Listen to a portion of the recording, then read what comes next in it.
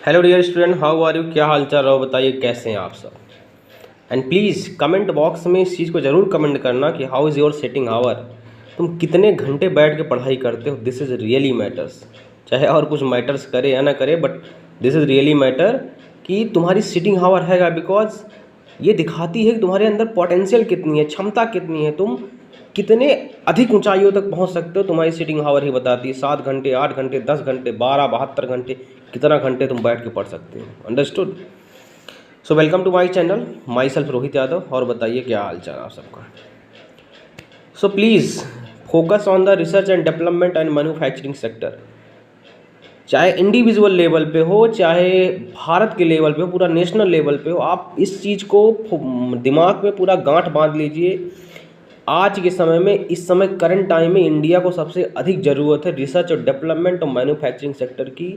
So please आप government के बारे में मत सोचिए, गवर्नमेंट जो कांड करे उसको छोड़ो, आप इंडिविजुअल लेवल पे इस चीज़ को कीजिए, रिसर्च और डेवलपमेंट कीजिए, मैन्युफैक्चरिंग सेक्टर में पार्टिसिपेट कीजिए, चाहे स्मॉल लेवल, माइन्यूट लेवल पर ही चालू कीजिए, लेकिन चीज़ों को चालू करिए मैन्युफैक्चर करना। कुछ भी चीज़ों को पकड़ लो अपने आसपास, तुम उस चीज़ को मैन्युफैक्चर करने लगो, बनाने लगो, सेल करने लगो। इंडिया की ग्रोथ इसी प्रकार से मुमकिन है। चाइना भी ऐसे बढ़ा, जापान भी ऐसे बढ़ा, अमेरिका भी ऐसे बढ़ा। समझ लो इस चीज़ को। केवल क्या बोलते हैं, सर्विस सेक्टर पे ही डिपेंड मत रहो, मैन्युफैक्चर करो, रिसर्च और डेवलपमेंट को, तभी दिमाग इंक्रीज करेगा, ग्रोथ आएगी हर जगह, हर चीज़ में। ठीक है। So today's topic Russia is under attack. Russia जो है, रसिया के ऊपर यूक्रेन ने बहुत बड़ा हमला किया है। इधर G7 की मीटिंग हो रही थी फ्रांस में, उधर रसिया ने खेला कर दिया, यूक्रेन ने खेला कर दिया।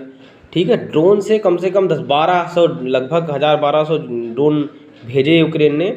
उसमें से रसिया कह रहा है कि हमारे डिफेंस सिस्टम ने 1000 ड्रोन को एंटिसिपेट कर लिया, बाकी 200 ड्रोन जो है आके केवल हमारे ज़मीन पे आके गिरे हैं। और भाई साहब ऐसा धमाका हुआ, रिफाइनरी दग गई, पता नहीं कितनी बिल्डिंगें उड़ गई, बहुत ज़्यादा नुकसान हुआ। मतलब आज तक का सबसे भीषण हमला हुआ है रसिया में।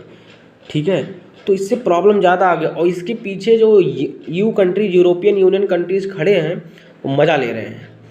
जो यूरोपियन यूनियन की जो लीडर है इस समय, उर्सुला, क्या नाम उनका, वो हंस के कह रही हैं कि रसिया हार रहा है, रसिया कमज़ोर हो रहा है, रसिया की हालत खस्ता हो रही है, यूक्रेन जेलस की, वेल प्लेड, तुमने अच्छा खेला। तो खतरा भी होने वाला मुझे लग रहा है, जहाँ तक आशा ये, क्योंकि चीज़ें उस हिसाब से नहीं दिख रही जिस हिसाब से होनी चाहिए। भाई रसिया के पास न्यूक्लियर बम अवेलेबल है, और दूसरा या तीसरा इतना बड़ा हमला हुआ इस साल का अब की बार। ठीक है। रसिया वरीड, रसिया के लोग चिंतित, रसिया लोग डिमांड कर रहे हैं कि न्यूक्लियर बम मार दीजिए आप।